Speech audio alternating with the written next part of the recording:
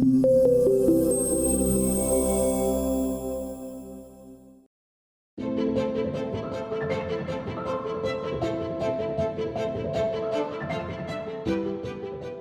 projecte Dona vostè no té res surt d'un projecte de tercer curs que després es va convertir en un treball de final de grau presentat per unes alumnes. Elles van fer un treball sobre violència obstètrica, a la Eva i a mi ens va impressionar moltíssim, el treball estava fatal, el vam suspendre, però després el van aprovar i en començar a treballar amb el tema vam decidir que era obvi que s'havien d'incorporar al projecte.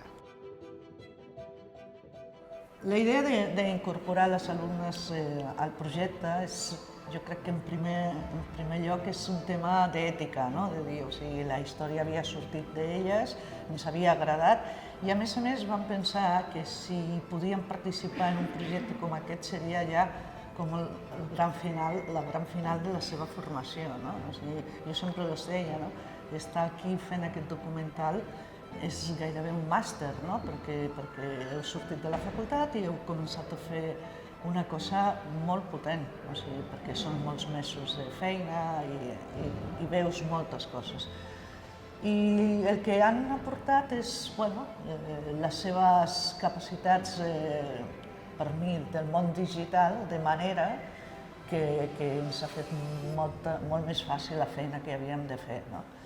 I nosaltres jo crec que hem posat l'experiència i elles han posat la força, la joventut, el coneixement de les noves metodologies.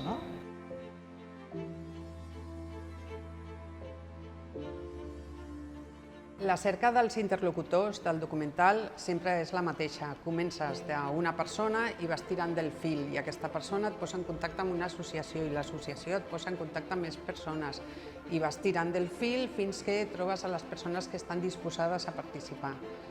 Una de les coses que ens va passar amb aquest documental és que teníem un projecte escrit molt clar, molt concret, explicant molt bé què volíem fer i cada vegada que vam contactar amb un metge o amb una advocada o amb una metgessa per participar, la resposta va ser immediata.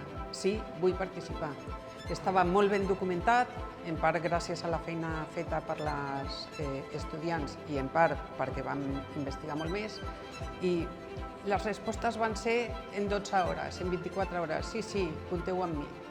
Jo crec que vam començar a conèixer els casos quan estaven preparant la preproducció, abans de tocar i tal, i ja ens va impressionar, però és veritat que quan vam conèixer aquestes persones, aquestes dones, la veritat és que ens vam quedar molt parades de quins casos i com ho havien passat cada una d'elles. Jo crec que amb això potser l'Anna i jo anàvem, i les companyes estudiants i tal, anaven més preparades perquè havíem vist documentació i l'havíem preparat. Però jo crec que el que dona una bona mesura de com era d'impactant són els companys tècnics que estaven treballant amb nosaltres, el càmera, el director de fotografia, els de so, que ells no sabien res del tema. I llavors, cada vegada que acabàvem una entrevista era com, què ha estat això, no? I aquí jo crec que és el termòmetre de que era molt impactant això que estàvem escoltant, no?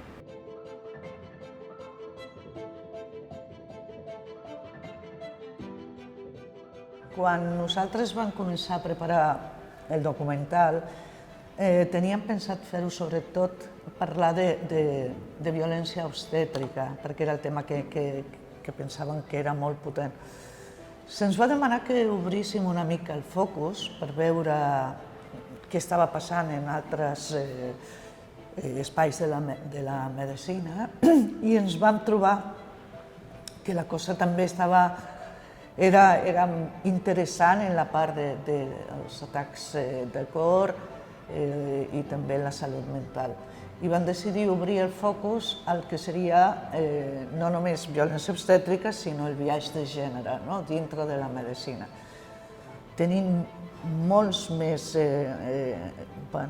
declaracions, molts més temes que es poden tocar, però havíem de reduir-ho tot en 58 minuts o 55 minuts, i és el que s'ha fet, però és un tema bastant més extens. Ens donaria per 2 o 3 documentals més, de fet.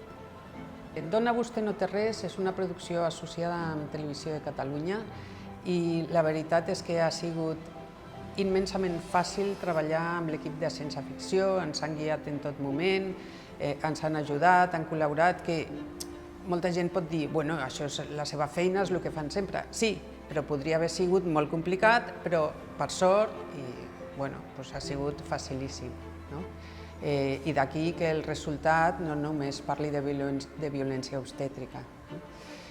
I d'altra banda, tant la Eva com jo som autònomes i per tant, quan treballem juntes, o treballem a casa seva o treballem a casa meva o ens trobem a algun lloc o treballem online.